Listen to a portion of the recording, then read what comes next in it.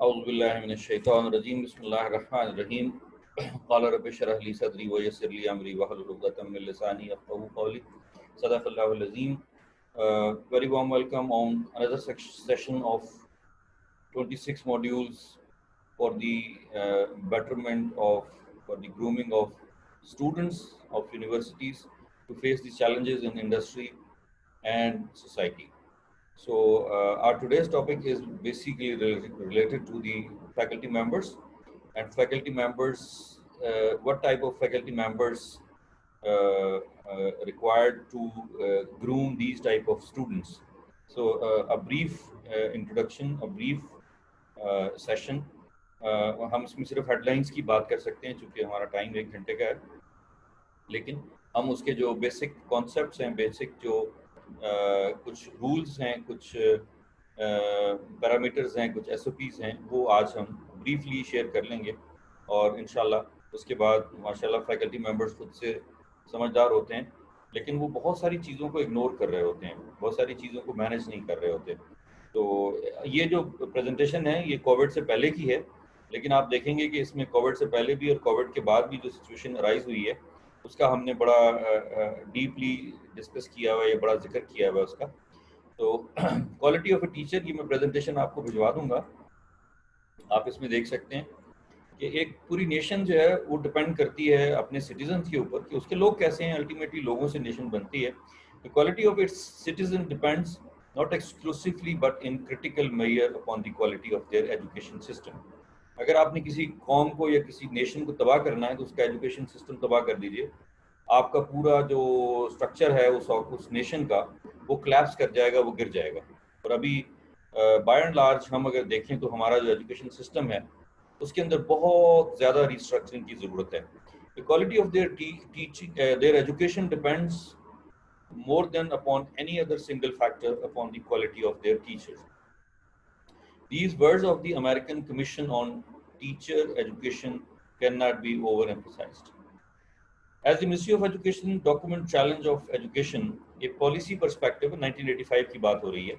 As mentioned, teacher performance is the most crucial input in the field of education. Whatever policies may be laid down, in the ultimate analysis, these have to be interpreted and implemented by the teachers as much through their personal example as through teaching learning process. In processes को आज हम discuss करेंगे। Knowledge of your subject with practical application. आपका जो भी topic है या आपको जिस सब्जेक्ट के लिए हायर किया गया है या पर्टिकुलरली आज जैसे हमारा टॉपिक ये है, तो इसकी बेसिक एग्जांपल्स, इसकी जो बेसिक सब्जेक्ट की जो प्रैक्टिकलिटी है, प्रैक्टिकल एबिलिटी है, ये आपको मालूम होनी चाहिए। हम बाज़ औक़ात उसका बेसिक स्ट्रक्चर तो लेते हैं और बड़ा स्कॉलरली हम अपने लेक्चर को तैयार कर लेते हैं, उसको डिलीवर भी कर देते हैं, लेकिन हमारे स्टूडेंट्स के ऊपर उसका इम्पैक्ट क्या आता है और हमारे स्टूडेंट्स उसको लेके सोसाइटी में और इंडस्ट्री में उसको कैसे मैप कर सकते हैं। अगर ये चीज़ हमारी ठीक नहीं है तो हमारे उस टीचिंग के प्रोसेस को आप देखें तो पजीराई नहीं मिलती। यही सबसे बड़ा रीज़न है इस वक्त जब मैं बहुत ज़्यादा एम्फसाइज करता हूँ इंडस्ट्री, एकेडेमिया, सोसाइटी और गवर्नमेंट लिंकेजेस के ऊपर, क्योंकि टीचर जो है वो अपने उस स्पेसिफिक प्रैक्टिकल एप्लीकेशन के ऊपर नॉलेज नहीं रखता या उसके एग्जाम्पल्स नहीं रखता या उसकी जो मैपिंग होती है, दोनों को कनेक्ट करना होता है आपस में, उसके अंदर कमज़ोर है। और ये यूनिवर्सिटीज़ में ख़ास तौर पे इसलिए है कि यूनिवर्सिटीज़ जो हैं इनका होराइजन बहुत बड़ा होता है, इनका स्कोप बहुत बड़ा होता है। Universities are made for research, इसमें रिसर्च वर्क होता है। अनलेस कि आप टेक्नोलॉजी यूनिवर्सिटी की बात करें तो उसमें टेक्नोलॉजिकल डेवलपमेंट की बात होती है। स्किल यूनिवर्सिटी की बात करें, ये 2 यूनिवर्सिटियाँ अभी पाकिस्तान में बनी है, इस्लामाबाद में एक स्किल यूनिवर्सिटी और एक न्यू टेक। आज हमारी 4 बजे मीटिंग शुरू हुई थी उनके साथ, न्यू टेक यूनिवर्सिटी के, अभी ख़त्म हुई है 1-2 मिनट पहले। सो प्रैक्टिकल नॉलेज जो है आपका वो बड़ा ज़रूरी है if you want to become a teacher and you want to make an impact on the grooming of your students. with respect to the requirement of industry, academia, society and government. Government का मैं बार बार जिक्र इसलिए करता हूँ कि हमारा बहुत बड़ा जो इनटेक है वो गवर्नमेंट में भी जाता है। हमारी जो ब्यूरोक्रेसी है, हमारा जो हेल्थ केयर सेक्टर है, हमारा जो इवन एजुकेशन सिस्टम है पूरे का पूरा, वो भी गवर्नमेंट के अंडर ऑपरेट हो रहा है। मेजॉरिटी हमारी स्कूलिंग गवर्नमेंट के अंडर ऑपरेट हो रही है। हेल्थ केयर का सेक्टर हमारा बहुत सारा प्राइवेट सेक्टर में है, एग्जिस्ट कर रहा है, लेकिन आप देखें बड़े बड़े हॉस्पिटल और बड़े बड़े जो रिसर्च सेंटर हैं हेल्थ केयर के, वो अभी गवर्नमेंट के पास ही हैं। सो उस कॉन्टेक्स्ट में भी आपको गवर्नमेंट के लिए जो स्टूडेंट्स तैयार करने हैं उसका पर्सपेक्टिव आपको पता होना चाहिए। Knowledge is like a garden, if it is not cultivated it can not be harvested. बड़ी सिंपल सी है कि आप एक पूरे बाग को या एक पूरे खेत को समझ लें, एक बाग समझ लें, उसके अंदर जब तक आप कोई चीज़ कल्टीवेट नहीं करेंगे वो हार्वेस्ट नहीं कर सकते। आपको बीजेंगे नहीं, कोई मतलब जो आप बोएंगे वही काटेंगे, इन अदर वर्ड्स आप कह लें। Facilities learning relate the material to the student's lifestyle. The more meaningful material is to a student, the quicker and easy it will be learned. हम जो मटेरियल दे रहे होते हैं उनको या जो उनको पढ़ा रहे होते हैं वो फ़र्क होता है, ज़िंदगी में जो कुछ हो रहा है वो फ़र्क होता है। जैसे कल मेरा बेटा मुझे कहता है मुख्तलिफ बैंकिंग सेक्टर की चीज़ें थी और कुछ मार्केट की चीज़ें थी। हमारे यहाँ मार्केट में एक दूध वाला था, उस अपनी दुकान उसने खाली की और उसने वो छोड़ दिया उसने, क्योंकि उसको महंगा पड़ रहा था दूध का बिजनेस, तो उसने किसी और को दे दिया। अच्छा, उसमें वो जो पगड़ी का सिस्टम होता है हमारे उसमें, जो एक दुकान खाली करता है दूसरा जाके परचेज करता है, तो एक तो उसका रेंट होता है, एक उसकी सिक्योरिटी होती है, एक उसके ऊपर पगड़ी होती है। अच्छा, पगड़ी का जिक्र मेरे बेटे ने क्योंकि फाइनेंस में किया है, कहता बाबा किताबों में पगड़ी का कोई जिक्र नहीं है। तो अब आप देखें तो प्रैक्टिकल लाइफ और ग्राउंड रियलिटी फ़र्क है हमारी किताबों के अंदर।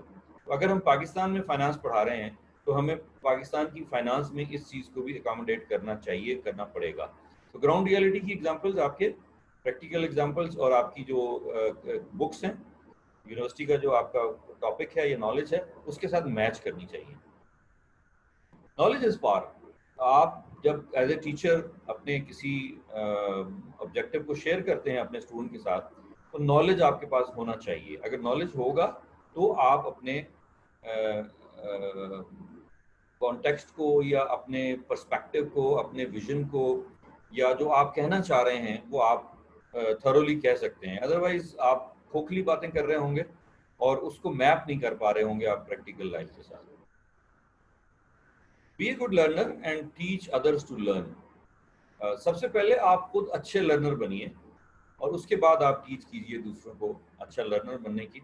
अच्छा लर्नर बनने का मतलब ये है कि जैसे आप लोगों को मैं अप्रिशिएट करता हूँ कि आप अपनी सारी मसरूफियात के बावजूद आप अपने आप को इस टाइम पे 1 घंटे के लिए स्पेयर करते हैं, ये आपकी डेडिकेशन है। मैंने लास्ट टाइम भी अप्रिशिएट किया था, आज फिर इसलिए कर रहा हूँ कि रेफरेंस टू द कॉन्टेक्स्ट है कि आपने अपने आप को इम्प्रूव करने का इरादा कर लिया है और आप अपना टाइम सारा दिन यूनिवर्सिटी के काम करके इस वक्त भी आप अपनी फैमिली को टाइम देने की बजाय 1 घंटा अपना इस काम पे लगा रहे हैं।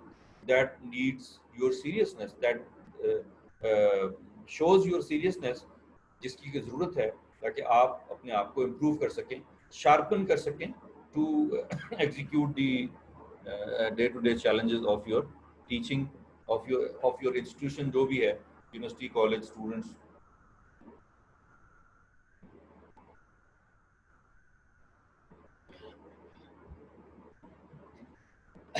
उसके बाद हमने कम्युनिकेशन को बड़े थॉरली एक पूरा दिन लगा के हमने कम्युनिकेशन को पढ़ा था।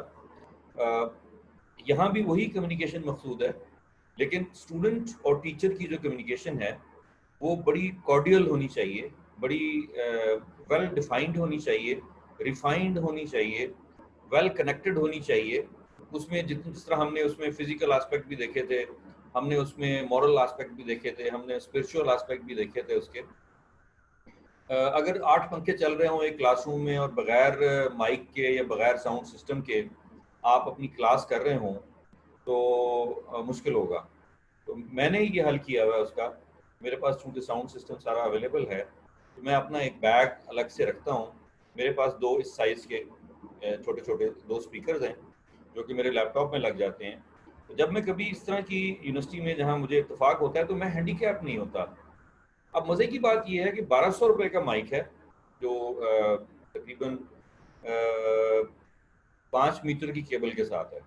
यानी ऑलमोस्ट मैं 5 मीटर वॉक कर सकता हूँ कॉलर माइक लगा के, यहाँ पे जैसे ये लगा हुआ है पोडियम पे या स्टेज पे या क्लासरूम का जो एलिवेटेड फ्लोर होता है। उसके बाद मैं अपने लैपटॉप से ही 2 स्पीकर जो हैं लगा के रख देता हूँ। तो मेरी वो क्लास, पंखे थोड़े से मैं स्लो करा देता हूँ। आपको हैरत होगी सुन के कि मुझे कितनी चीज़ें करनी पड़ती हैं कि बाज़ यूनिवर्सिटीज़ में पंखों के लिए, यहाँ पिंडी इस्लामाबाद की यूनिवर्सिटी में पंखों के रेगुलेटर्स नहीं थे, सिर्फ ऑन और ऑफ का स्विच लगा हुआ था। टिपिकल सरकारी यूनिवर्सिटी हैं, वो ₹50 का आता है, उन्होंने कहा होगा ये भी पैसे बचाओ और कहीं और इस्तेमाल कर लो। मैंने अपने खर्चे से मंगवा के स्विच रेगुलेटर्स वो लगवाए, ताकि आप उसको थोड़ा स्लो कर सकें। तो पंखे 50% स्पीड पे चला के हमने क्लासें अटेंड की, चूँकि एसी तो लगे हुए नहीं पब्लिक सेक्टर यूनिवर्सिटीज़ में। तो ये फिज़िकल भी आपको मैनेज करना चाहिए। और मैं ये समझता हूँ कि अल्लाह ताला का बड़ा एहसान है, बड़ा शुक्र है कि एचईसी बनने के बाद यूनिवर्सिटी के टीचर्स की सैलरीज़ जो हैं, वो काफ़ी माकूल हैं, बेहतर हैं, एवरेज में बहुत अच्छी हैं as compare to the other government sectors. तो उसमें से अगर आप कभी 200, 400, 500 या ₹1000 इस तरह के कामों पे खर्च कर लें, तो भी कोई बुरा नहीं है। टू दी एक्सटेंट मैंने बताया था कि मैं कुर्सियाँ भी रिपेयर करवा देता हूँ, बाज़ औक़ात छोटे-मोटे जो और काम होते हैं, व्हाइट बोर्ड और उसकी मार्कर्स और वो चीज़ें मैं अपनी किट में रखता हूँ, मेरे अपने होते हैं। मिलते हैं, यूनिवर्सिटियाँ देती हैं, लेकिन बाज़ औक़ात नहीं भी होता, कोई मसला हो जाता है, लेकिन मेरी अपने बैग में रखे होते हैं। सो आपके जो कम्युनिकेशन टूल्स हैं सारे के सारे, वो बड़े ज़रूरी हैं। Second core quality of a good teacher is the ability to communicate their knowledge and expertise to their students. There is a saying, give me a fish and I eat for a day, teach me to fish and I eat for a lifetime. Entrepreneurship का जो हमारा session है, वो भी इस एक आखिरी red में जो लिखा हुआ जुमला, इसके ऊपर बेस करता है। क्रिएट इंटरेस्ट, ये बड़ी ज़बरदस्त चीज़ है। A good teacher builds knowledge of the subject. अब ये कैसे हो सकता है? ये सबसे पहले तो ये हो सकता है कि आपके पास अपनी कोर्स आउटलाइन हो, जो आपके कंटेंट्स हैं वो आपके पास हों, और वो पहले दिन आप स्टूडेंट्स को दे दें। आज जो मैं आपसे सेशन कर रहा हूँ, तो मैं आपको बता दूं कि अगला सेशन हमारा एंटरप्रेन्योरशिप का होगा, तो आप एंटरप्रेन्योरशिप पे पढ़ के आइएगा। एंटरप्रेन्योरशिप में सोशल एंटरप्रेन्योरशिप हमारा अगला टॉपिक होगा, आप वो पढ़ के आइएगा।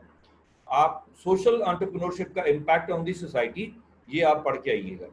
और फिर मैं आपको पढ़ने का तरीका भी बताता हूँ कि ये देखें, ये एंटरप्रेन्योरशिप की एक वेबसाइट है, एंटरप्रेन्योर्स लिखा हुआ है इस पे आप जाइए। इस पे हर रोज एक आर्टिकल आता है, अपना ईमेल आईडी उसके अंदर डाल दीजिए, तो वो सब्सक्राइब कर देगा।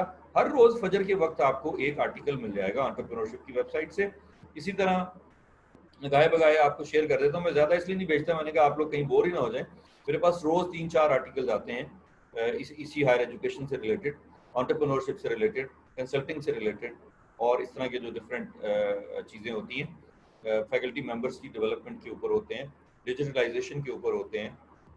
अभी बहुत अच्छे आर्टिकल्स आजकल कोविड के बाद आ रहे हैं, जिसमें आपने कैसे अपने आप को, अपनी फैमिली को, अपने यूनिवर्सिटी को या अपने बाकी जो एरियाज हैं उनको कैसे आपने डेवलप करना है। तो आप अपना इंटरेस्ट स्टूडेंट्स के अंदर डेवलप करें, आप उनको हेल्पिंग हैंड दें, आप उनको टूल्स दें, आप उनको बताएं कि आपने कहाँ इसको कनेक्ट करना है, आपने कहाँ जाके इसको, कहाँ से ढूंढनी है ये चीज़। और किताबों से पढ़ लें तो बहुत ही बड़ी बात है, क्योंकि किताबें यूजुअली होती नहीं है, अगर हैं तो बच्चे पढ़ते नहीं हैं। आप उनको अगर शौक दिलाएं, उनको टॉपिक के ऊपर पहले से बताएं कि नेक्स्ट डे हम जो पढ़ेंगे वो ये टॉपिक होगा, उसके रेलिवेंट मटेरियल आप उनको दे दें। बिलीव मी, मैं अपनी क्लास से बड़ी मोहब्बत करता हूँ, अपने स्टूडेंट से बड़ा प्यार करता हूँ। मैं अपने घर से अपने प्रिंटर पे चीज़ें प्रिंट करके ले जाता हूँ। मैं शायद ही कभी ऐसा होगा कि मैंने सीआर को जाके कहा हो कि ये लो, जाके फोटोकॉपियाँ करा के लाओ और स्टूडेंट्स में तकसीम कर दो उनसे पैसे लेके। इसलिए कि मैं ये समझता हूँ कि अगर मैं एक सेमेस्टर पढ़ा रहा हूँ और मुझे 60-70 हज़ार, 1 लाख, 1.5 लाख रुपए उसके मिल रहे हैं, तो उसमें से अगर मैं 5-10 हज़ार रुपए स्टूडेंट्स पे खर्च कर देता हूँ, अल्लाह का बहुत शुक्र है, मेरे और काफ़ी रिसोर्सेज हैं इनकम के, तो मैं लेकिन फिर भी अपनी अपनी बात हमारे इंटरेस्ट की हो रही है कि एक टीचर कैसे इंटरेस्ट डेवलप कर सकता है।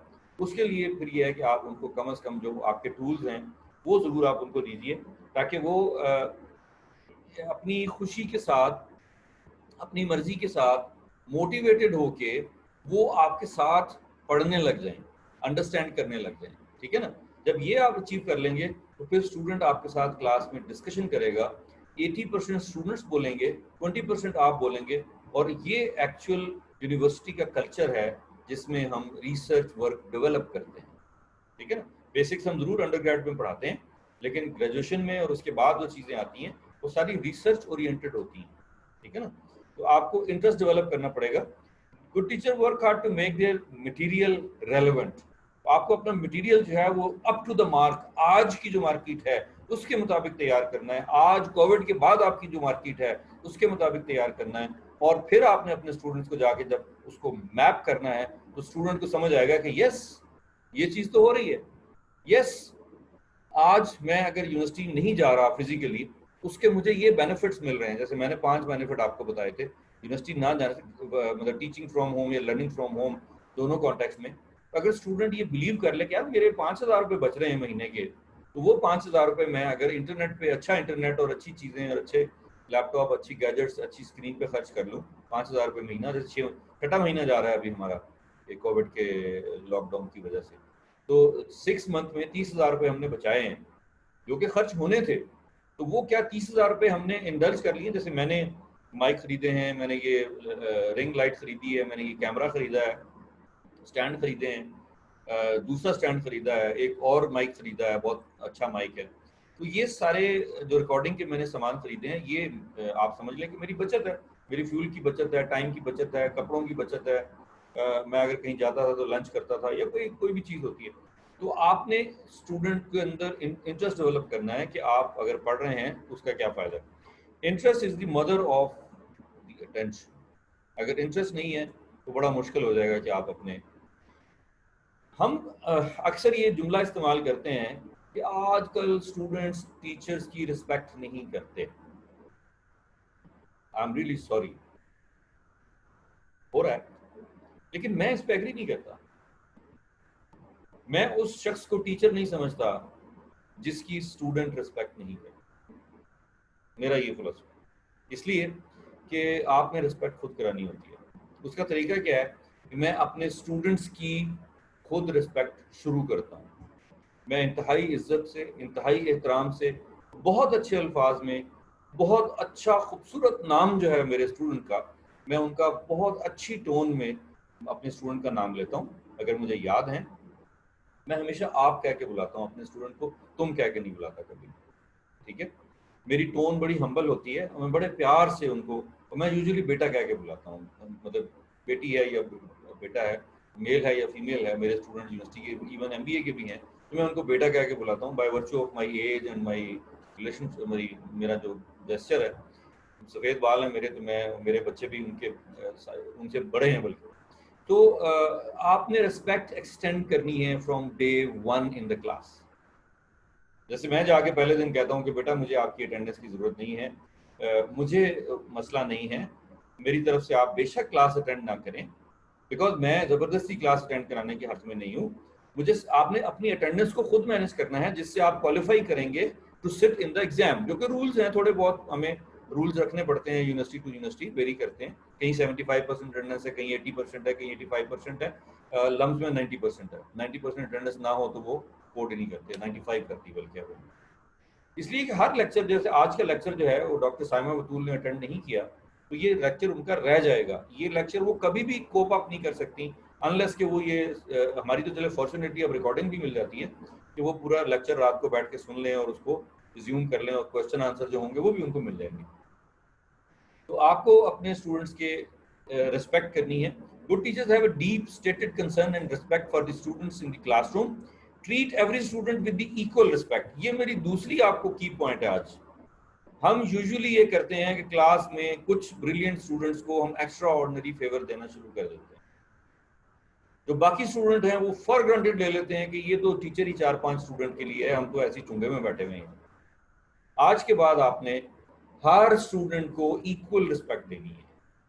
अगर आपने नाम लेना है तो सबका नाम आपको पता होना चाहिए। और जब आप 6 महीने का सेमेस्टर पढ़ाते हैं यूजुअली, और बाद क्लासें रिपीट भी होती हैं, यानी आपने एक सब्जेक्ट पढ़ाया फिर दूसरा सब्जेक्ट आ गया तो वो भी आपको मिल गया कंसेक्यूटिव दूसरा या तीसरा, तो आपको पता होता है। अदरवाइज वो जो मैंने लम्स का फार्मूला आपको बताया था, वो आप अपनी यूनिवर्सिटी में अपनी क्लास में वो इंट्रोड्यूस कराइए।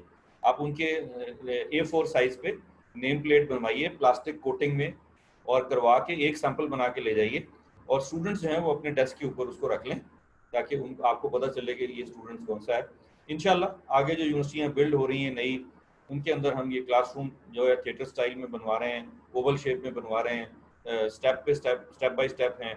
उसमें हमने एकॉस्टिक मेजर्स का बड़ा ख्याल रखा है, आवाज़ गूंजे नहीं, साउंड सिस्टम हमने उसमें बिल्ट इन किए हैं, माइक और ये सब चीज़ें हमने, कॉलर माइक और कॉर्डलेस माइक और ऑफलाइन माइक हमने उसमें इंट्रोड्यूस कराए हैं। सो एक आइडियल क्लासरूम जो है उसमें तो हर स्टूडेंट की डेस्क के ऊपर जैसे पार्लियामेंट हाउस में स्पीकर लगा होता है, अब उसमें जो नए क्लासरूम आ रहे हैं उसमें ये स्पीकर लगे, माइक लगे हुए हैं, स्पीकर भी लगे हुए हैं। साउंड सिस्टम इज एक्यूरेटली 100% है, तो आपकी आवाज़ और स्टूडेंट की आवाज़ आप तक पहुंच रही है। और अल्टीमेटली जिन यूनिवर्सिटीज़ में अब AC भी लगे हुए हैं क्लासों में, वहाँ पे तो ये बहुत ही मज़ा करता है, लेकिन जहाँ पे एयर कंडीशनर्स नहीं है वहाँ पे मैं तो अपना बैग साथ ले जाता हूँ, और अपना मेरे पास 2 स्पीकर और एक माइक होता है, मैं उससे इंजॉय करता हूँ। अवॉइड पार्शियलिटी एंड फेवरेटिज्म, ये अक्सर यूनिवर्सिटीज़ में मैं देखता हूँ, मेरे साथ भी था स्कूल कॉलेज यूनिवर्सिटी में, कि टीचर जो हैं वो फेवरेटिज्म करते हैं और पार्शल भी रहते हैं। आपने नहीं रहना। एक अच्छे टीचर की जो खूबियाँ, ये चीज़ें मैं आपको नहीं बता रहा आपको, लेकिन आप ये देखें कि आखिरी 2 चीज़ें जो हैं, फेवरेटिज्म और पार्शियलिटी, और हर स्टूडेंट को आपने इक्वल ट्रीट करना है। और आज मैंने आपसे गुजारिश की है कि आपने स्टूडेंट्स की रिस्पेक्ट करनी है। ये 3 चीज़ें अगर आज के लेक्चर में आप समझ जाते हैं तो you will be the best teacher in your university. इसलिए कि लोग ये काम नहीं करते और ना ये सिखाया जाता है। ये लेक्चर आई डोंट नो, आप में से हो सकता है किसी ने पहले सीखा हुआ हो, लेकिन मैंने आज तक जितने सेशन किए हैं उसमें जब मैं ऑडियंस से पूछता हूँ तो मेजॉरिटी ऑफ द ऑडियंस इस सेशन के एंड के बाद मैं हाथ खड़ा करवाता हूँ कि आप में से कितने लोग हैं जिनको ये सारी बातें पहले पता थी, इस फैशन के साथ, इस सीक्वेंस में, और इतनी इंपॉर्टेंस के साथ। वो कहते हैं जी हमें ऑनेस्टली नहीं पता था कि ये चीज़ें इतनी इंपॉर्टेंट हैं। उसके बाद लर्न क्लासरूम मैनेजमेंट, ये बड़ी ही मज़े की चीज़ है। क्लासरूम मैनेजमेंट लिखें गूगल पे, आपको 36,772 आर्टिकल आ जाएंगे, उसकी प्रेजेंटेशन आ जाएंगी, उसकी वीडियोस आ जाएंगी। क्लासरूम मैनेजमेंट एक बहुत ही ज़बरदस्त चीज़ है जिसमें आप स्टूडेंट्स की एथिक्स को भी मैनेज करते हैं, शोर शराबे को भी मैनेज करते हैं, क्लीनलीनेस को भी मैनेज करते हैं, काम एंड साइलेंट कल्चर को भी डेवलप करते हैं। क्लासरूम में कुछ खाना पीना जो है बाज़ जगहों पे बड़ा मायूब समझा जाता है, फ़ाइन भी है उसके ऊपर, बाज़ जगहों पे अलाउड है। ये एक लंबी डिबेट है, होना चाहिए या नहीं होना चाहिए, ठीक है ना, फ़ायदे भी हैं नुकसान भी हैं। अगर कोई फ़िलासफ़ी का स्टूडेंट है, PhD कर रहा है और स्टूडेंट है, तो उसने घंटों बैठ के अपना रिसर्च वर्क करना है, तो अगर वो कॉफ़ी रख लेता है साथ में या चाय रख लेता है, देयर इज़ नो हार्म। लेकिन अगेन क्लासरूम एनवायरनमेंट में वो स्पेल करती है, गिर जाती है, डेस्क ख़राब हो जाती है, कुर्सियाँ ख़राब हो जाती हैं, कारपेट नीचे गंदा हो जाता है, तो ये चीज़ें ज़रा डिस्प्यूटेड, मतलब आप दोनों तरफ कह सकते हैं येस और नो। इट्स इफेक्टिव डिसिप्लिन, यानी क्लास में इफेक्टिव डिसिप्लिन क्या होगा, ये क्लासरूम मैनेजमेंट में आता है कि आप डिसिप्लिन तय कर लेते हैं कि जी 5 मिनट अलाउड है, 5 मिनट के बाद मैं इनटेक नहीं लूँगी, क्लास में कोई नहीं आएगा। दिस इज़ योर प्रोग्रेटिव, कोई उसको चैलेंज नहीं कर सकता, आपकी मर्जी है। लेकिन मैं उसको बड़ा लिबरल रखता हूँ, बड़ा हम्बल रखता हूँ। बाज़ औक़ात प्रॉब्लम्स होती हैं, ट्रैफिक जैम होता है, चैलेंजेस होते हैं। हमारी जो कल्चर है, बेटियां जो हैं उनको या बाप ने लेके जाना है या भाई ने लेके जाना है, ड्रॉप करना है, वो कभी लेट आते हैं, कभी देर हो जाती है, कभी कुछ। मैं बिल्कुल उसको रिलैक्स रखता हूँ, लेकिन मैं मोटिवेटेड इतना रखता हूँ कि कोई जान के क्लास में, यूनिवर्सिटी में आए हुए हैं, कैफेटेरिया में बैठे हुए हैं या बाहर लॉन में बैठे हुए हैं, कॉरिडोर में बैठे हुए हैं, क्लास में नहीं आ रहे, वो बुरी बात है। लेकिन वो मैं मोटिवेट इतना कर देता हूँ कि ऐसा कभी नहीं होता कि मेरा स्टूडेंट यूनिवर्सिटी की हदूद के अंदर हो और मेरी क्लास में ना आए। वो आपने इंटरेस्ट डेवलप करना है, ठीक है जी। It's being prepared for class, आप भी और आपके स्टूडेंट भी कितना प्रिपेयर होकर क्लास में आते हैं, कि क्लासरूम मैनेजमेंट में शामिल है। और अगेन प्रेपरेशन में सारी चीज़ें आपके ड्रेस कोड से लेके, आपके मटेरियल से लेके, कोर्स मटेरियल से लेके, प्रिंटेड मटेरियल से लेके, या कोई गैजेट्स आपने दिखाने हैं तो वो आपके पास होने चाहिए at that point of time. It's motivating your class, the students. Wow, we are going to have a new session today. Wow, wonderful. So कितने लोग तैयार हैं इसके लिए? कितने लोगों ने तैयारी की है? जी अली आप बताइए, साइमा आप बताइए, फलाने आप बताइए. आज आप entrepreneurship पढ़ के आए हैं. What is entrepreneurship? What is the meaning of entrepreneurship by the book? Dictionary क्या कहती है?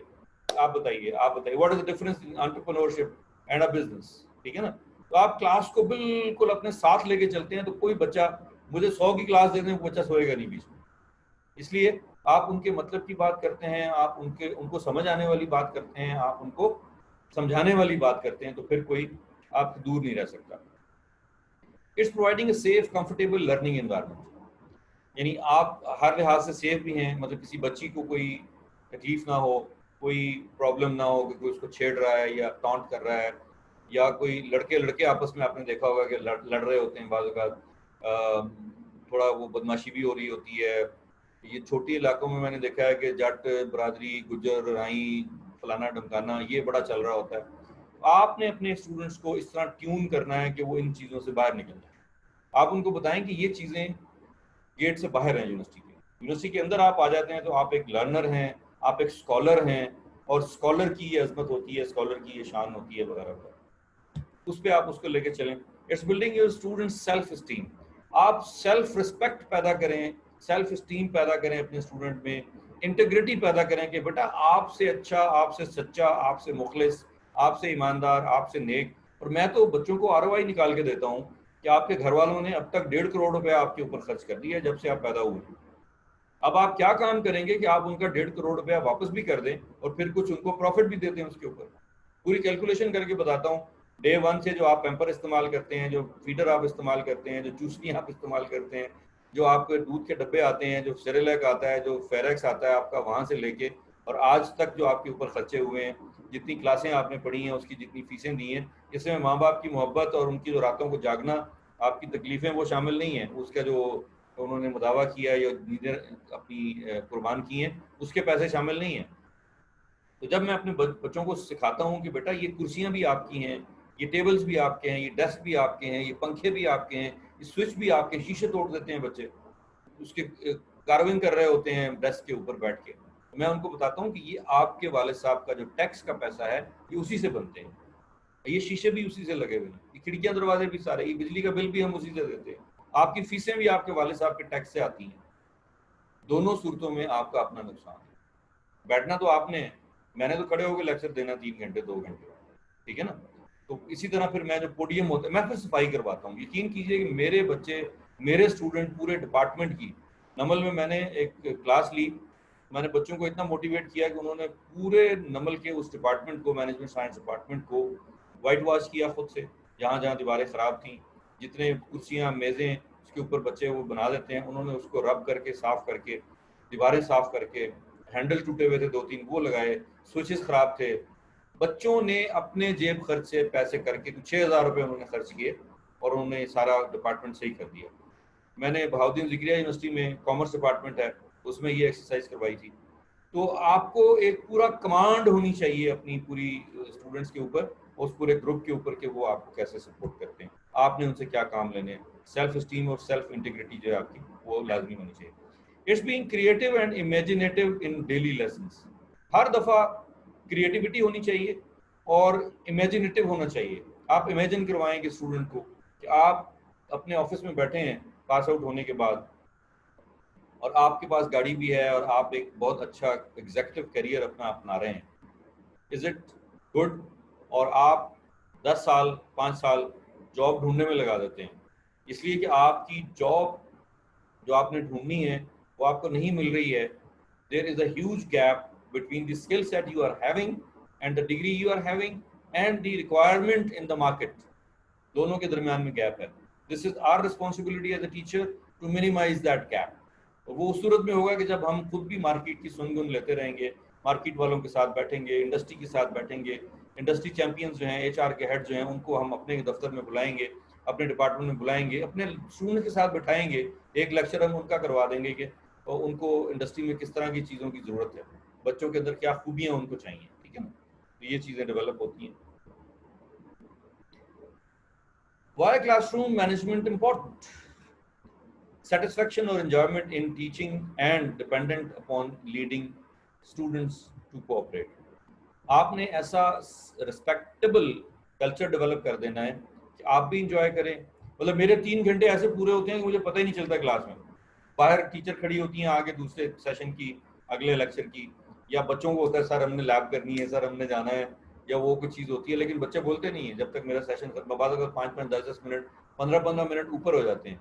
तो वो एक मेरे बाद इत्तेफाक से नमल में एक मेरी सेशन था, मेरे बाद में एक खातून टीचर थी, उनकी क्लास होती थी, वो बाहर खड़ी रहती थी, कहती sir thank you very much, आपने मेरे 15 मिनट तो इस तरह लगा दिए हैं, मैं आपका शुक्रिया अदा करती हूँ, क्योंकि मुझसे तो घंटा पूरा नहीं होता। तो अगेन डिपेंड करता है कि आप कितने इंटरेस्ट के साथ पढ़ा रहे हैं, स्टूडेंट्स को आपने कितना ग्रैब किया हुआ है, कितना आपने मोटिवेट किया हुआ है कि वो सेल्फ लर्निंग करके आते हैं, डिस्कशंस होती हैं, आप उनको रिस्पेक्ट देते हैं, आप उनको उनके होराइजन्स को बुलंद करते हैं और बुलंद करते हैं, तो वो आपको बेहतर रिजल्ट दे सकते हैं। Classroom management issues are of highest concern for beginning teachers. खासतौर पे जो नए टीचर्स हैं उनके लिए क्लासरूम एनवायरनमेंट बहुत इंपॉर्टेंट होता है। I am talking about young teachers.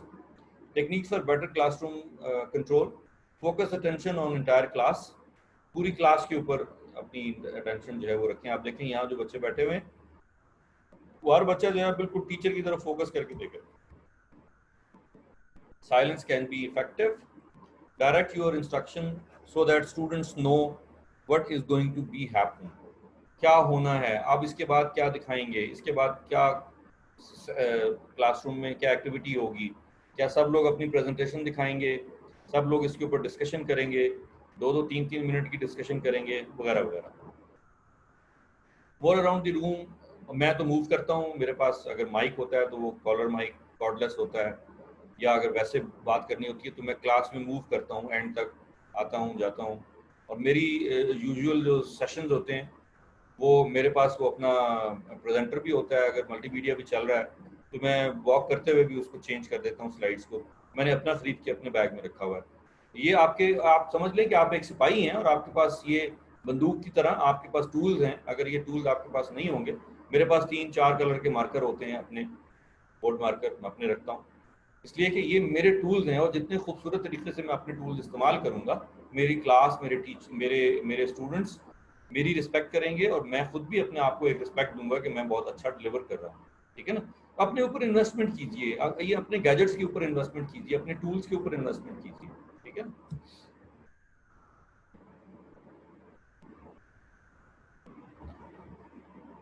Over plan your lessons to ensure you fill the period with learning activities. आप कोई भी क्लास शुरू करते हैं, एंड तक बच्चों को पता होना चाहिए कि आज हम क्या करेंगे, आज हमारे साथ क्या होगा, आज हम कौन सा टॉपिक डिस्कस करेंगे, उन टॉपिक्स में प्रैक्टिकल क्या होगा, ग्राउंड रियलिटी के मुताबिक, उसकी इंडस्ट्री के मुताबिक, उसकी सोसाइटी के मुताबिक एग्जांपल्स क्या होंगी, उनको पता होना चाहिए कि हम क्या करने जा रहे हैं। आप खुद बिल्कुल तैयार होकर क्लास में आए पढ़ाने के लिए। अपनी टीचिंग के दौरान में कॉन्फिडेंस शो कीजिए। वो किस सूरत में आएगा? जब आप डोमेन नॉलेज को भी रखते हैं, आपकी वॉइस क्लैरिटी बहुत अच्छी है, शिवरिंग नहीं है, आपकी आवाज़ भर्रा नहीं रही, आप अपना कॉन्फिडेंस लूज नहीं कर रहे। जैसे यंग टीचर्स जो हैं उनके लिए यूजुअली प्रॉब्लम होती है, जब नई क्लास आती है, उनको भी पता होता है कि ये हमारे टीचर की या हमारी टीचर की पहली क्लास है, तो वो उनको तंग करना शुरू करते हैं। तो आपने उसको हैंडल कैसे करना है? ठीक है ना? तो ये उसी सूरत में होता है जब आपको वो टेक्निक्स पता हो, जिस टेक्निक के ऊपर आप स्टूडेंट्स को हैंडल करना जानते हैं। Learn student names as quickly as possible. कोशिश करें कि स्टूडेंट्स के नाम याद रखें। पब्लिक सेक्टर यूनिवर्सिटी में ज़रा मुश्किल काम है, 70 स्टूडेंट का एक सेक्शन होता है, एक सेक्शन में मुश्किल होता है 70 लोगों के नाम याद रखना। लेकिन अगर 4 साल में आप कुछ ना कुछ 1-2-3 सब्जेक्ट पढ़ा रहे हैं तो आहिस्ता आहिस्ता आपको याद हो जाए। Participatory teaching learning method. आप देखते हैं छोटी क्लासों में कि टीचर और स्टूडेंट्स आपस में किसी पार्टिसिपेटरी स्टाइल में बैठे हुए हैं। आप कोई ग्रुप डिस्कशन दे देते हैं 5-5 लोगों की, 3-3 लोगों की। आजकल हमें खासा चैलेंज है बच्चों का एग्ज़ाम लेने का ऑनलाइन। उसका हमने तरीका फिर ये किया हुआ कि 3-3 के ग्रुप बना दिए, उनको एक टॉपिक दे दिया है और 5-5 मिनट की हम उनसे प्रेजेंटेशन ले रहे हैं लाइव। उससे क्या होता है कि वो बिल्कुल, और आपको टाइम टॉपिक जो है आपको उस वक्त पता चलेगा जब आपको अनाउंस कर देंगे जी ग्रुप नंबर 5 आपका टॉपिक है सोशल एंटरप्रेन्योरशिप, शुरू करें। अब आपने एंटरप्रेन्योरशिप का पूरे कंटेंट 26 मॉड्यूल 26 चीज़ें 18 हफ्ते का कोर्स पूरा आपको मैंने पढ़ा दिया, और जब आपका एग्जाम मिड टर्म का आ रहा है तो मैं उस मिड टर्म में आपको पूछूंगा कि जनाब सोशल एंटरप्रेन्योरशिप के बारे में ग्रुप नंबर 3 जो है ये बताएं। तो वो उस सूरत में हो सकता है कि जब आप अपनी मैथडोलॉजी जो है उसको स्टूडेंट्स के साथ शेयर करते हैं। क्लास में पार्टिसिपेशन, ये छोटी छोटी हरकतें होती हैं जो कि यूजुअली हम बड़ा स्टिफ किस्म का माहौल रखते हैं और बिल्कुल लेथार्जिक किस्म का, और बच्चे सो भी रहे होते हैं क्लास में, फिर आपको जगाना पड़ता है। उसका बेहतरीन तरीका ये होता है कि मैं बच्चों को खड़ा कर देता हूँ कि अच्छा सारे लोग खड़े हो जाएं, राइट वाले लेफ्ट पे आ जाएं, लेफ्ट वाले राइट पे चले जाएं, पीछे वाले आगे चले जाएं, आगे वाले पीछे आ जाएं, वगैरह वगैरह। 2-4 लोग आपस में वो जोड़ीदार बैठे होते हैं, मैं उनको स्प्लिट करा देता हूँ कि आपने आइंदा इकट्ठे नहीं बैठना, आप आगे आ जाएं, आप पीछे चले जाएं, आप दाएं चले जाएं, आप बाएं चले जाएं। थोड़ी सी आपको ये एक्टिविटीज करनी पड़ेंगी। How to motivate students to participate in the classroom activities? जो बच्चे शाय होते हैं उनको आप थोड़ा मोटिवेट करते हैं, हेल्प करते हैं, थोड़े उनको हिंट देते हैं, सपोर्ट करते हैं, उनको आगे बुला लेते हैं, आगे बिठा लेते हैं, उनको कुछ टास्क दे देते हैं कि आपने वाइट बोर्ड साफ करना है, आपने ये पॉइंट्स लिखने हैं, मैं बोलता जा रहा हूँ आप लिखते जाएं, आप पॉइंट्स बच्चे बता रहे हैं तो आप लिखते जाएं। तो मैं यूजुअली ये काम स्टूडेंट से कराता हूँ, उनके अंदर कॉन्फिडेंस आता है। और उन स्टूडेंट से कराता हूँ कि 60-70 की क्लास में जो सबसे शाय बच्चा होता है उसको बुला लेता हूँ, बेटा आप आ जाएं जरा, मैं बोलता जा रहा हूँ आप लिखते जाएं, या आपके क्लास फेलोज जो हैं ये बताए जा रहे हैं, आप जरा बोर्ड पे लिखते चले जाएं कि व्हाट इज सोशल एंटरप्रेन्योरशिप। वो बताते जाते हैं, बच्चा लिखता जाता है, थोड़ी देर के बाद वही बच्चा 5 मिनट के बाद एक इंतहाई कॉन्फिडेंट पर्सन बन जाता है उस क्लास का, और शर्माता नहीं है फिर। एक्सटेम्पोर में कुछ चीज़ें होती हैं, कुछ ग्रुप डिस्कशन में होती है। ग्रुप डिस्कशन में आप देखें तो ग्रुप बिहेवियर आप देखते हैं, कम्युनिकेशन देखते हैं, फोकस और कोहेरेंस देखते हैं, प्रेजेंटेशन और कंटेंट आप उसका देखते हैं, ठीक है ना। एक्सटेम्पोर में जैसे आप आपका अपना एक टॉपिक है, आप एक्सपर्ट हैं, तो कोई भी क्लास में चले जाएं, जैसे मैंने आपको पूछा कि तीनों में से कौन सा शुरू कर दूं, इसलिए कि मेरे मेरे 26 मॉड्यूल रटे हुए हैं, मुझे याद हैं, याद क्या है, मतलब मैं उसको प्रैक्टिकली करता हूँ। तो जब मैं उसको प्रैक्टिकली करता हूँ तो फिर मुझे कोई प्रॉब्लम नहीं होती, मैं एक्सटेम्पोर भी बोल सकता हूँ, ठीक है। केस स्टडीज होती हैं, उनको सॉल्व करना है, क्विजेज होते हैं, उनको आप सॉल्व कराते हैं। तो आपको और वो उसी जरूरत में हो सकता है जब आप खुद सब्जेक्ट स्पेशलिस्ट हैं, एक्सपर्ट हैं, केस स्टडीज आपने खुद पढ़ी हुई हैं, उसके जो क्विजेज हैं वो आपने खुद देखे हुए हैं, सॉल्व किए हुए हैं, तब आपको पता चलता है। कोलाज है, कोलाज मेकिंग है, चीज़ें आप जोड़ जाड़ के बनाते हैं। डिबेट है, आप दो स्टूडेंट्स को बुला लेते हैं, क्लास के एक ब्रिलियंट स्टूडेंट को, एक सबसे ज़रा कमज़ोर स्टूडेंट को, और दोनों को मुख्तलिफ टॉपिक दे देते हैं। आप उनको सपोर्ट करते हैं कि आप ये बताइए, आप इनको ये बताइए, आप इनको ये बताइए, आप इनको ये बताइए। ये चीज़ें हो सकती हैं। एड मैट हो सकता है, प्रेजेंटेशंस हो सकती हैं कि आप बनाएं, बताएं क्या चीज़ें हो रही हैं। इंक्लूड आईसीटी इन टीचिंग, ये बड़ी पुरानी हमारी स्लाइड है, उस वक्त हम ये सपोर्ट किया करते थे कि जी आप नेटवर्क सीखें, आप ये प्रेजेंटेशन स्किल्स सीखें, स्लाइड्स कैसे चेंज करनी है इसको देखें, वगैरह वगैरह। तो आजकल आप देखें तो हालात चेंज हो गए हुए हैं, वाइट बोर्ड आ गया हुआ है ग्रीन बोर्ड की जगह पे, स्लाइड भी जो हैं आपकी वो मल्टीमीडिया बहुत अच्छी क्वालिटी के आ गए हैं, रोशनी का इंतज़ाम, जिस तरह भी बाहर से दरवाजे से रोशनी आ रही है, स्लाइडों पे या स्क्रीन पे पड़ रही है तो आपको सही क्लैरिटी में नज़र नहीं आ रहा। आहिस्ता आहिस्ता ये चीज़ें काफ़ी इंप्रूव हो गई हैं। आईसीटी का इस्तेमाल बड़ा ज़रूरी है, जैसे आजकल हम ये रिंग लाइट, कैमरा, स्टैंड, ये सब चीज़ें मैनेज कर रहे हैं, तो ये एक बड़ा ज़बरदस्त एरिया है। Make your lesson plan, smart goals. अब लेसन प्लान आपका पूरा लिखा हुआ है कि 1 मिनट में आपने इंट्रोडक्शन कराना है, 4 मिनट में आपने स्टूडेंट लर्निंग एक्टिविटी करनी है, 6 मिनट में आपने डिस्कस करना है इसके मतलब क्या है, 2 मिनट में आपने और एक्टिविटी करनी है, असेसमेंट 6 मिनट में होगी, कंक्लूजन आपने 1 मिनट में रन करना है, एक्टिविटी एक्सटेंशन आपने 1 मिनट में करनी है, और टीचर की इवेल्यूशन जो है एंड में।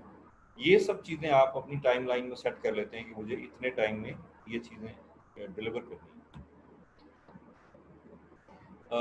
Create smart goals, specific, variable, achievable, realistic और टाइमली, स्मार्ट की डेफिनेशन है। ये आप अपने स्टूडेंट्स के साथ भी कीजिए, अपनी क्लास के लिए भी कीजिए, और ये उसकी फर्दर डिटेल है कि आपको भेज दूंगा मैं। रिटन वर्क और रिटन पेपर करेक्शन, ये चीज़ें बड़ी ज़रूरी हैं। आजकल के दौर में ज़रा मुश्किल है, डिजिटलाइजेशन में इसको आगे ले जाएंगे हम। इसको अगेन हाथ से लिखी हुई चीज़ें बच्चों की जो आती हैं वर्ड में, तो बहुत सारे बच्चे उसको ग्रामेटिकली और स्पेलिंग्स के चेक नहीं लगाते या वर्ड में करके नहीं भेजते। तो आजकल ये फैसिलिटी है कि आप पूरे एक डॉक्यूमेंट को फौरन सीधा कर सकते हैं with respect to the spell check dictionary जो बिल्ट इन होती है वर्ड के अंदर। आजकल तो कोई भी आपका जो ऐप है उसके अंदर आप इवन इसके अंदर व्हाट्सएप के अंदर भी आप लिखते हैं, वो रेड में शो कर देता है नीचे कि आपकी स्पेलिंग ठीक नहीं है। तो ये पेपर करेक्शन और रिटन वर्क जो है ये बड़ा ज़रूरी है। ये पहले की बनी हुई स्लाइड लेकिन अभी भी ज़रूरी है, किसी भी एरिया में आप उसको करते हैं। This is very important slide, और ये आप सब टीचर्स के लिए ये आप समझ लें कि खुलासा है हमारी पूरी प्रेजेंटेशन का आज की। A tree is known by its fruits. Results आपके कैसे हैं, अटेंडेंस आपकी कैसी है, ट्रांसफॉर्मेशन कैसी है आपकी, एम्प्लॉयबिलिटी स्किल्स आप स्टूडेंट्स में कितना डेवलप कर रहे हैं, कैंपस कल्चर आपने क्या रखा हुआ है, क्या आपकी क्लासरूम साफ हैं, कॉरिडोर साफ हैं, वॉशरूम आपके साफ हैं, साबुन रखा हुआ है वहाँ पे। अब ये भी बड़ी रॉकेट साइंस है। मैं एज ए टीचर, मैं मतलब बहुत सारी बातें मैं आपको बताता हूँ। आप लोग समझते होंगे कि ताहिर साहब पूरी यूनिवर्सिटी को ठीक करते हैं। आई मीन इट, मैं लिटरली पूरी यूनिवर्सिटी को ठीक करता हूँ जाके। मैं अपनी जेब से साबुन मेरी गाड़ी में रखा होता है एक्स्ट्रा, यानी काफ़ी सारे दर्जन 2 दर्जन साबुन मैं गाड़ी में रख लेता हूँ खरीद के, और जहाँ वॉशरूम में मुझे स्टूडेंट्स के साबुन नज़र नहीं आता मैं वहाँ साबुन जाके रख देता हूँ। अब आप बताइए कि अल्लाह का शुक्र है आपके ऊपर 60-70-80 हज़ार रुपये मिनिमम तनख्वाह है। 1.5 2 2.5 3 3.5 4 4.5 5 लाख तनख्वाह मेरे कॉलीग जो हैं ले रहे हैं, अदर देन वाइस चांसलर और रेक्टर्स। HOD और डीन के लेवल पे भी हैं, प्राइवेट सेक्टर में ज़रा ज़्यादा हैं। उसमें से अगर आप 10,000 रुपये भी अपनी यूनिवर्सिटी के ऊपर खर्च कर देते हैं इस तरह के कामों में, आप सोच सकते हैं कि आपके यूनिवर्सिटी के वॉशरूम साफ होने से आपकी पूरी यूनिवर्सिटी का कल्चर कितना बेहतर हो सकता है। और मैं वो बंदा हूँ जिसने स्टूडेंट्स के बाथरूम अपने हाथों से साफ किए हुए हैं, सिर्फ मोटिवेशन के लिए। उसके बाद स्टूडेंट्स ने और फैकल्टी मेंबर्स ने खुद उसको मैनेज किया। सो कैंपस कल्चर आपका जो है वो बहुत सारी चीज़ों पर डिपेंड करता है। उसमें से एक चीज़ ये भी है, value based, sensitive human beings who can respond to human needs and build up a better world। ये आपका अगर मोटो होगा किसी भी यूनिवर्सिटी कैंपस को चलाने का, तो फिर आप ये सारी चीज़ें जो एक अच्छे फलों के दरख्त में होती हैं, इसी तरह एक अच्छे फैकल्टी मेंबर में होती हैं, आप ये चीज़ें अचीव कर सकते हैं। A teacher leads through examples.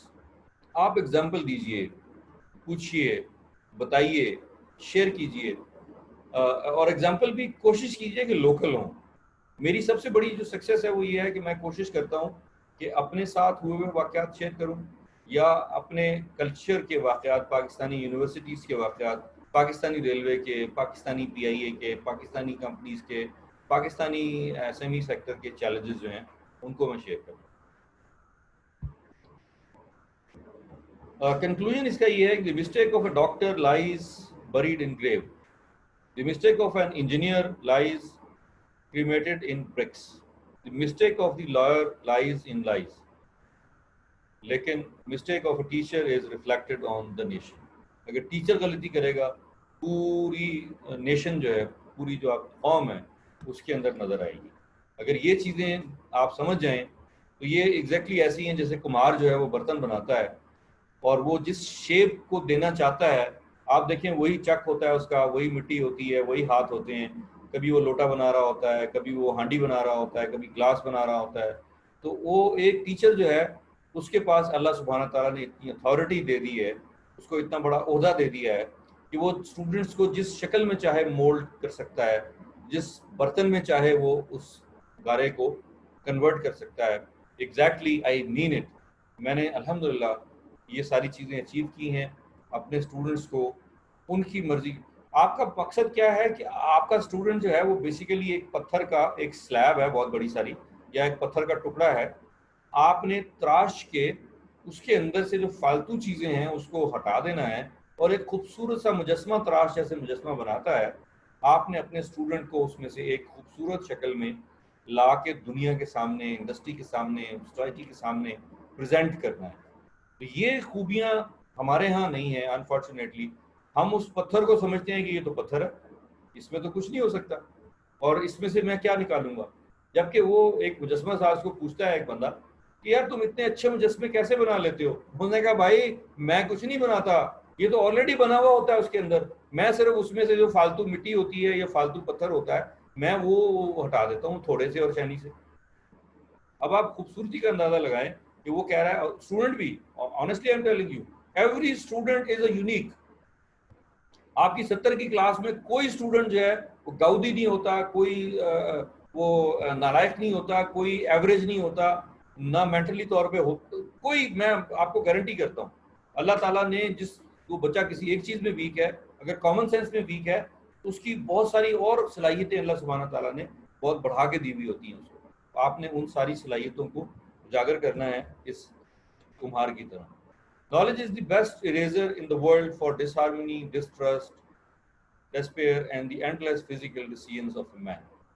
Knowledge जो है बहुत सारी चीज़ों को धो देता है, erase कर देता है। A mediocre teacher tells, the good teacher explains, the superior teacher demonstrates, the great teacher inspires. आखिरी लाइन जो है ये मिनिमम बेंचमार्क है एक टीचर का। एज ए टीचर आपको इंस्पायर करना है अपनी क्लास को, अपने स्टूडेंट्स को, अपनी यूनिवर्सिटी को, अपने कौम को, अपने मुल्क को और एट लार्ज पूरी इंसानियत को। जब आप इंटरनेशनल कैलिबर पे चले जाते हैं तो वहाँ आपकी कौमियतें या आपकी ये चीज़ें सब खत्म हो जाती हैं। वहाँ आप सिर्फ टीचर होते हैं और पूरा ग्लोब, पूरा प्लैनेट आपका जो है वो आपका ऑडियंस होता है, या उसको आप डेवलप कर रहे होते हैं। सिर्फ मुस्लिम उम्मा को डेवलप नहीं कर रहे होते या पाकिस्तानी कौम को आप डेवलप नहीं कर रहे होते। वहाँ पे तो आप 20-30 अगर 40 स्टूडेंट है तो उसमें से 30 मुल्कों के रिप्रेजेंटेटिव बैठे होते हैं। तो वहाँ आपको जो यूनिवर्सल पैगाम देना है, अगर आप मुसलमान हैं तो आपने अपने इस्लाम को बाय प्रैक्टिस शो करना है कि आप कितने अच्छे मुसलमान हैं, कितने अच्छे टीचर हैं, कितने अच्छे इन्फ्लुएंसर हैं, कि आप अपनी एरिया को कैसे कन्विंस करते हैं। आपका जो भी स्टडीज़ का एरिया है। इसके साथ मेरा ये सेशन ख़त्म होता है। आपके जहन में अगर कोई क्वेश्चन है तो आप प्लीज़ कीजिए। Thank you very much. जनाब मैं 2 क्वेश्चन करूँगा। जी प्लीज़। फ्रेंडली टीचिंग कितनी इफेक्टिव होती है और इसके लिमिट्स क्या हैं आपके ख्याल में? जी बिल्कुल। नंबर 1 आपको ऑडियंस देखने पड़ते हैं कि आप किन स्टूडेंट्स को हैंडल कर रहे हैं, और स्टूडेंट्स को आप लिमिटेशंस जो हैं वो पहले बता देते हैं डे 1 पे। और जब भी कोई स्टूडेंट उस लिमिट को क्रॉस करने लगता है तो आप उसको बड़े प्यार से और मोहब्बत से, शफकत से आप उसको रोक देते हैं। ठीक है ना। आपके साथ मजाक करना है या आपका जोक्स मैं भी शेयर करता हूँ, मैं अपनी क्लास में भी जोक्स शेयर करता हूँ, लेकिन जोक्स का एक लेवल होता है। जैसे मैंने कॉर्पोरेट जोक्स आपसे शेयर किए थे, इसी तरह मेरे क्लासरूम के जोक्स भी हैं, और वो 25-30 जोक्स आपको आने चाहिए, जो कि एक जोक पर डे जो है ना आपको वो 25, 26, 18 डिपेंड करता है। मैं तो 18 सेशन लेता हूँ एक सेमेस्टर में, क्योंकि मेरे 3 घंटे का एक होता है, आपके शायद 36 होंगे, आप 1.5 घंटे का सेशन लेते हैं। तो आपको फिर ये सारी चीज़ें क्रैक करनी पड़ती हैं, जोक्स भी क्रैक करने पड़ते हैं जस्ट फॉर लर्निंग पर्पस। और बहुत सारे जोक्स लर्निंग के भी होते हैं, बहुत सारे। नंबर 1। नंबर 2, आपको जितनी लिमिटेशंस हैं वो खुद डिफाइन करनी है और खुद आपने उसके मुहाफिज भी बनना है। जहां आप देखेंगे कि स्टूडेंट लीवरेज लेते हैं, एकदम वो पट्टी से आउट होते हैं, तो वहां पे आपने उनको बैरियर लगाना है। और अगेन वो भी आपने मोटिवेशन के अंदाज में, सेल्फ रिस्पेक्ट के, और बाज़ औक़ात आप झाड़ भी देते हैं, वो काका मैनू सारा पता है, मैं तेन जानना, ठीक है, शाबाश, वेल डन। तो आप बजाय इसके कि उसको डांट के बाहर निकाल दें, आप उसको आराम से प्यार से बिठा के, और ये इलाका टू इलाका भी वेरी करता है, यूनिवर्सिटी टू यूनिवर्सिटी भी वेरी करता है कि उस यूनिवर्सिटी का कल्चर क्या है। और आपसे पहले जो स्टूडेंट टीचर वहाँ पे जो गुल खिला चुके हैं, उसके बाद आप अगर खिलाने जा रहे हैं तो वो 6 सेमेस्टर या 8 सेमेस्टर, 7 सेमेस्टर को और पढ़ा चुके हैं, और उन्होंने जो कल्चर डेवलप कर दिया हुआ है, आपने उस कल्चर को ब्रेक करना है और आपने उस कल्चर के अंदर एक चेंज लानी है। तो वो आपको एनालाइज करना पड़ेगा सारा। लेकिन यस यू कैन, आप इसको मैनेज कर सकते हैं। दूसरा सवाल मेरा ये था कि आप एक स्टूडेंट शाही था, आपने उसको बोर्ड पे खड़ा कर दिया लिखने के लिए, जी, अगर वो लिखने में वैसे ही सुस्त था तो उसका क्या इलाज? तो लिखेगा, वो सुस्त लिखेगा, आहिस्ता लिखेगा, मैं उसके साथ चलूंगा, मैं पूरी क्लास को उसके साथ चलाऊंगा। बिकॉज मैंने बताया कि मेरे लिए 70 स्टूडेंट बराबर हैं, मैंने सब स्टूडेंट को एक लेवल पे लेके जाना है। उनकी मैंने शाइनेस भी ख़त्म करनी है, उनकी झिझक भी ख़त्म कर, उनकी जो क्रियोसिटी है, उनकी जो नॉलेज सीकिंग की जो स्किल है, उन्होंने जाके जो फेसबुक पे, सॉरी, स्लाइड शेयर पे, गूगल पे, विकीपीडिया पे जाके चीज़ें ढूंढनी हैं। आजकल डिजिटल लाइब्रेरी का दौर है, तो डिजिटल लाइब्रेरी की जो बुक्स हैं वो उन्होंने पढ़नी है, निकालनी है, खोलनी है, आर्टिकल्स देखने हैं। ये मैंने उनको मोटिवेट करना है। वो इसी सूरत में मैं कर सकता हूँ जब वो क्लास पूरी मैं अपने कंट्रोल में रखता हूँ। जब उस कंट्रोल में रहेगी तो फिर वो शायद होने वाले स्टूडेंट्स हैं उनकी शामत ज़्यादा आएगी, और वो आहिस्ता आहिस्ता उनकी झिझक खत्म हो जाएगी इंशाल्लाह, और होती है। मैंने और मैं मार्क करता हूँ जो स्टूडेंट वीक होते हैं उनको मैं आहिस्ता आहिस्ता आगे बुला लेता हूँ। जो डर के पीछे बैठते हैं उनके पास ज़्यादा क्वेश्चन करता हूँ मैं, फिर वो आहिस्ता आहिस्ता उनकी शाइनेस खत्म हो जाती है। और मैं फिर first come first serve basis पे बैठाता हूँ कि क्लास में जो एंटर होगा वो सबसे पहले आगे बैठेगा, फिर इस तरह बैठेगा, फिर इस तरह। मैं अपनी मर्जी से फिर क्लासरूम में बच्चों को, जैसे दो दोस्त होते हैं ना हमेशा साथ बैठते हैं, मैं उनको स्प्लिट कर देता हूँ, इसलिए कि वो बैठ के शरारतें भी करते हैं, बातें भी करते हैं, और मसले मसाइल भी होते हैं। इसी तरह एग्ज़ाम में भी बहुत सारे स्टूडेंट्स हैं, वो मजे की बात है, मैं पहले दिन बच्चों को बता देता हूँ कि आपका एग्जाम में क्वेश्चन पेपर ये होगा।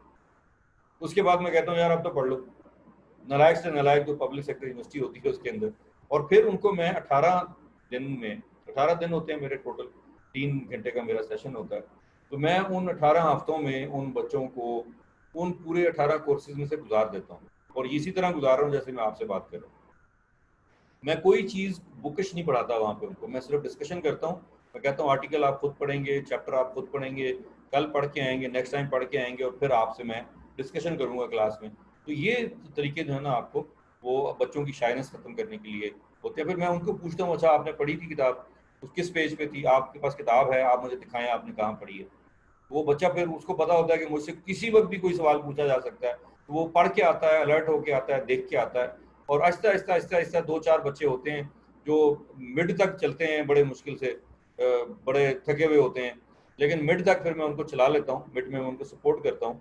आखिरी दिन मिड के लिए भी और फाइनल के लिए भी मैं बिठाता हूँ उनको, और मैं सारे जो टॉपिक्स होते हैं उसका एक रिवीजन लेता हूँ कि आप बताइए एंटरप्रेन्योरशिप का मतलब क्या था, सोशल एंटरप्रेन्योरशिप क्या थी, एंटरप्रेन्योरशिप का इम्पैक्ट सोसाइटी पे क्या है, एंटरप्रेन्योरशिप का इम्पैक्ट इंडस्ट्री पे क्या है, गवर्नमेंट पे क्या है, इनको क्या फ़ायदे होते हैं, एक एंटरप्रेन्योर बन जाता है तो उसका कितने ख़ानदानों को फ़ायदा होता है। तो ये चीज़ें मैं इतनी ज़्यादा उनके साथ आखिरी दिन डिस्कस कर लेता हूँ।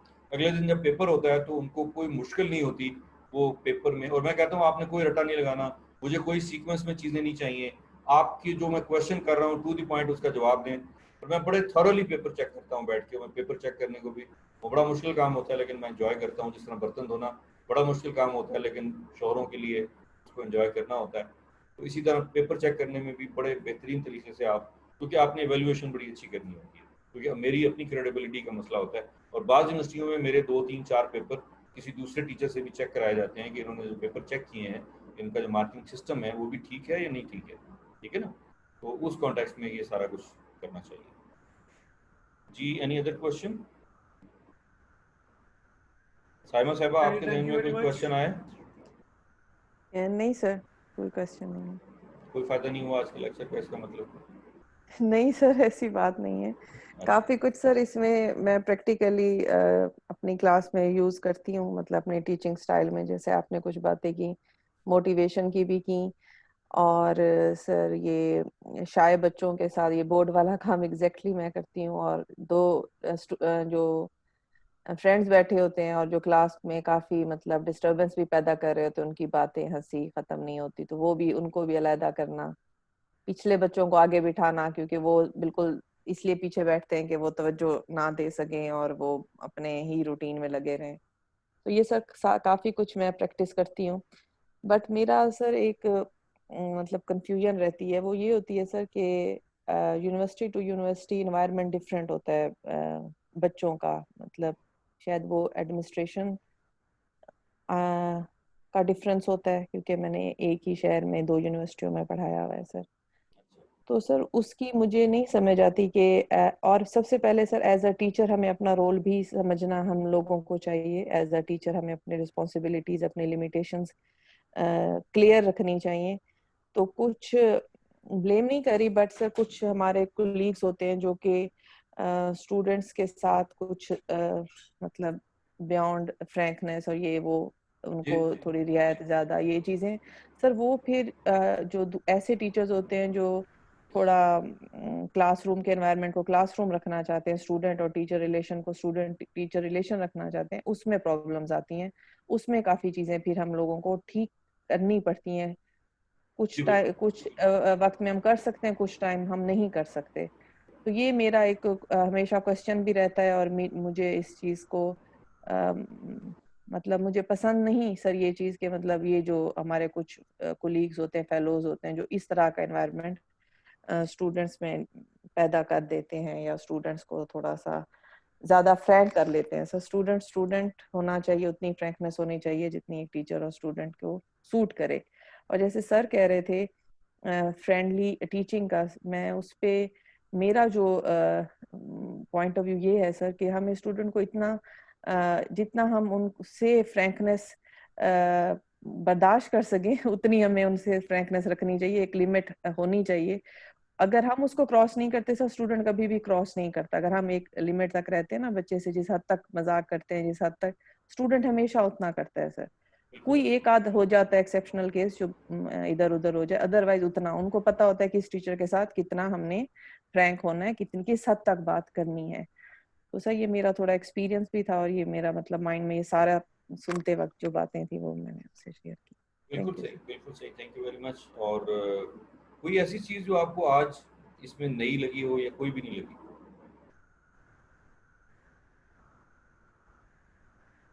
नहीं सर, कुछ ऑनेस्टली स्पीकिंग इतना नया नहीं लगा, क्योंकि काफ़ी कुछ मैं कोशिश करती हूँ कि मैं इस तरह करूँ जो आपने अपना एक्सपीरियंस भी शेयर किया। तो मुझे ये खुशी हो रही थी कि मैं थोड़ी इस तरह की, ये मार्कर्स वाला काम मैं खुद करती हूँ, कलरफुल मार्कर्स मैं अपने पास रखती हूँ।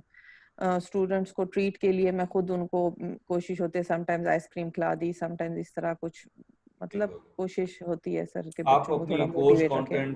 कोर्स कंटेंट और कोर्स जी आउटलाइन सर, जो होती है पहले वेरी दिन। फर्स्ट लेक्चर, जी जी सर, बिल्कुल वेरी फर्स्ट। सर इसमें ये यस एक बात आई थी मेरे माइंड में, वो जी ये थी सर कि मेरी एक क्लास में यूं हुआ कि जैसे आप डिस्कशन वाली बात, एक्चुअली सर मैं थोड़ा टेक्निकल ऑटोमेटा थ्योरी इस तरह का सब्जेक्ट पढ़ाती हूँ, जिसमें मुझे क्लास को डिलीवर करना होता है। क्लास मोस्टली उसमें इतना मेरे साथ पार्टिसिपेट करती है, बट आफ्टर जब मैं उनको टॉपिक की अंडरस्टैंडिंग दे देती हूँ उसके बाद। ठीक है। बट एक आध मुझे इस तरह का कोर्स मिला जिसमें ये सिनेरियो बेस्ड था, और मुझे उनसे डिस्कशन टॉपिक्स मैंने उनको कहा कि पढ़ कर है सर। लेकिन उनसे कुछ स्टूडेंट हमारे साथ पार्टिसिपेट करते हैं और डिस्कशन करते हैं, बट काफी सारे स्टूडेंट होते हैं वो बिल्कुल चुप करके बैठ, मुझे नहीं समझ आती थी कि मैं इनको किस तरीके से इनसे चीजें करवाऊं। केस स्टडीज मैंने दी तो सर उसमें भी कुछ स्टूडेंट्स पार्टिसिपेट करते थे, बाकी स्टूडेंट, जैसे मैंने ग्रुप बना दिए, केस स्टडीज इसको सॉल्व करो, ग्रुप्स बना दिए, फिर उसकी डिस्कशन की। सर फिर कुछ बच्चे दूसरों का जस्ट कॉपी करके मुझे दे देते थे, तो उतने शॉर्ट पीरियड में मुझे ये एवेलुएट, ये अंदाजा हो जाता था कि काफी कुछ कॉपी किया हुआ है, बट उसकी दुरुस्तगी सर मेरी समझ में नहीं आई थी कि मैं उन बच्चों को कैसे बोलने पर मजबूर करूं कि आप लोगों ने भी पार्टिसिपेट करना है उस तरह जिस तरह से वो चंद बच्चे करते थे सर। देखिए, इसमें दो चीज़ें हैं। एक तो ये है कि अगर तो एक दो या तीन बच्चे हैं पूरी क्लास में, और क्लास भी साइज़ मुख्तलिफ होता है।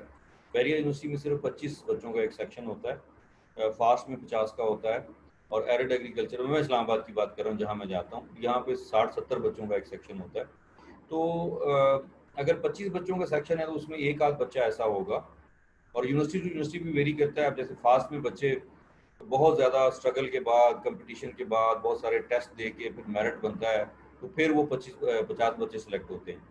लेकिन एरिड एग्रीकल्चर में वो 70 बच्चे जो हैं वो किसी भी लेवल के किसी भी तरह के स्कूलों से सिलेक्ट हो जाते हैं, और वो आ जाते हैं, तो उनके कैलिबर का बड़ा फ़र्क होता है। अब केस स्टडी मेथड जो है ना, वो सबसे हाईएस्ट कैलिबर का मेथड है, पढ़ाना भी और केस स्टडी पढ़ना भी। अब केस स्टडी पढ़ने के लिए सबसे बड़ा चैलेंज ये होता है कि उनको उर्दू और इंग्लिश का बड़ा चैलेंज होता है। बच्चों को केस स्टडी इंग्लिश में मिलती है, पढ़ नहीं सकते उसको। मैं ये करता हूँ कि मैं उसका PDF लेके उस PDF को वर्ड में कन्वर्ट कर देता हूँ, वर्ड में कन्वर्ट करके फिर उसको गूगल पे ले जाके उर्दू में कन्वर्ट कर देता हूँ। वो 60, 70, 80, 85% जो है ना एक्यूरेसी उसमें आ जाती है। तो बच्चे फिर उसको उर्दू में पढ़ लेते हैं। फिर एक केस स्टडी जो है उसमें बाज़ औक़ात आपके पीरियड से ज़्यादा, क्लास टाइम से ज़्यादा टाइम लगता है उसमें, तो मैं फिर बाज़ औक़ात बच्चों को एक्स्ट्रा किसी क्लास में बिठा लेता हूँ या एक्स्ट्रा किसी टाइम पे लॉन में बिठा लेता हूँ या कैफेटेरिया ले जाता हूँ या किसी छुट्टी वाले दिन मैं स्पेशल अरेंज कर लेता हूँ। आपके लिए ज़रा मुश्किल होगा एज ए लेडी, तो वो करके फिर मैं उसको मैनेज करके मैं बच्चों को फिर उर्दू में पूरी केस स्टडी पहले समझाता हूँ। मसलन हमारे यहाँ वैंकूवर की एक केस स्टडी है जिसमें ये दोनों जो जहाज़ों की कंपनियां हैं इनको हम लॉकहार्ड मार्टिन को भी देखते हैं, या ये जो एयरबस है इसकी, इस कंपनी की पूरी केस स्टडी को देखते हैं, या किसी भी एयरलाइन की कोई केस स्टडी है उसको हम देखते हैं। मैं एग्जांपल दे रहा हूँ सिर्फ आपको। तो पहली बात तो ये कि बच्चों को तो कॉन्सेप्ट ही नहीं होता है एयरलाइन इंडस्ट्री का कि ये होती क्या है।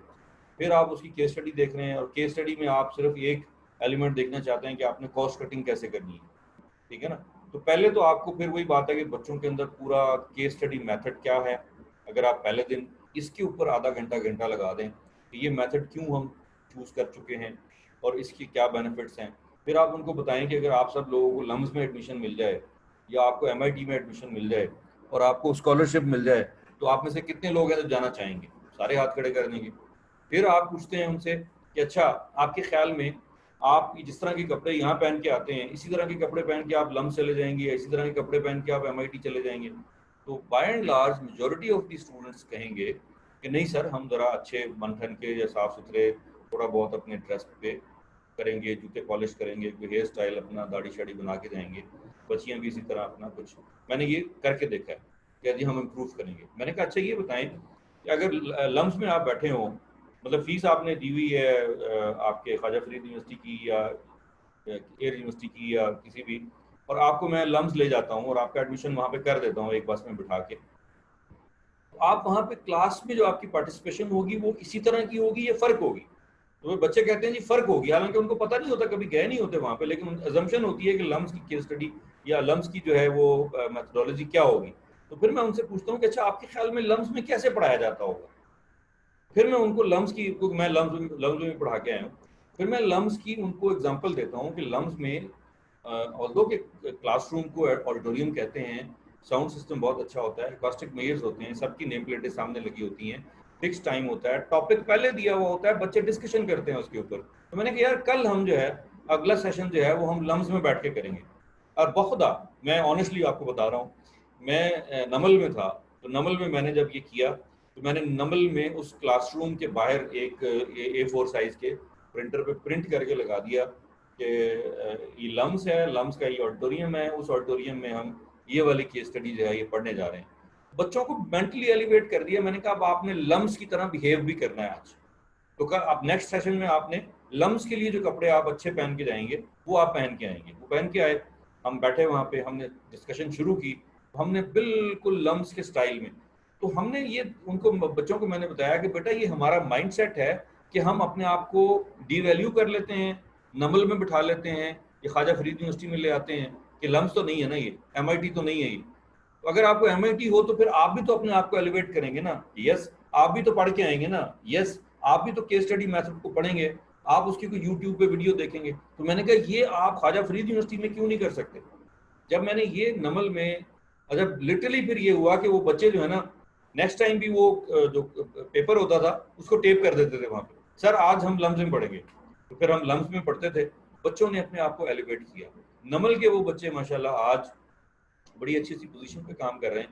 तो ये एक तरह से टीचर की ना एक वो फाइटिंग स्पिरिट है कि आप बच्चों को मेंटली कितना एलिवेट करते हैं वहाँ ले जाने के लिए।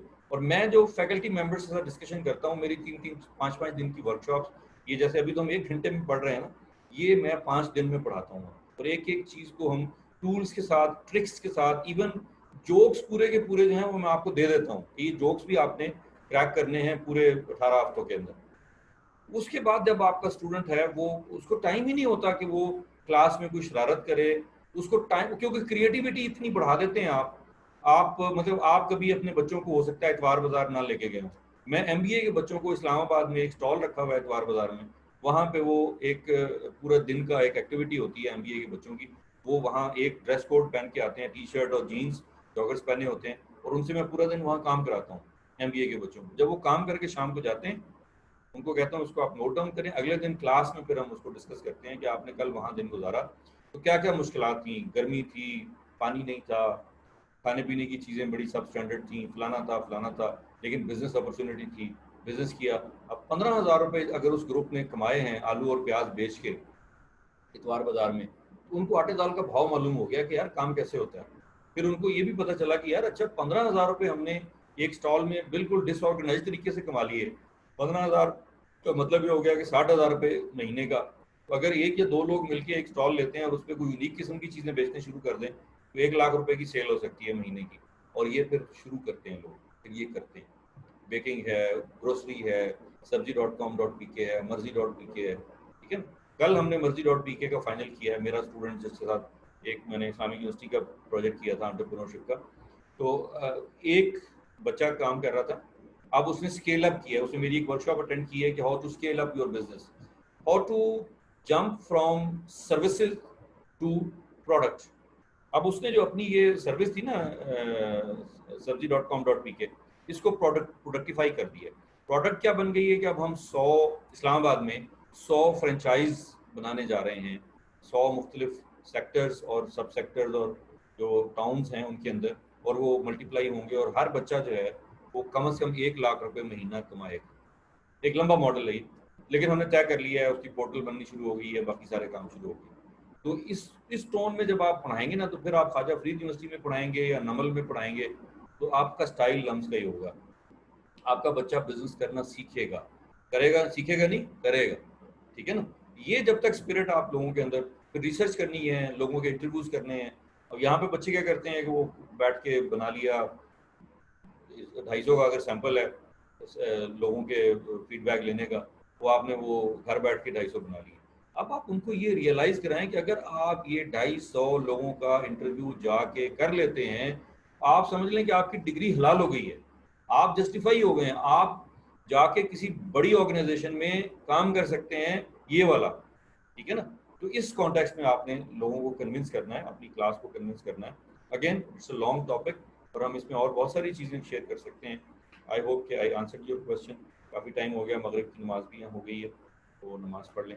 थैंक यू वेरी मच जी, बहुत शुक्रिया। Thank you sir. अल्लाह हाफिज़। इमाम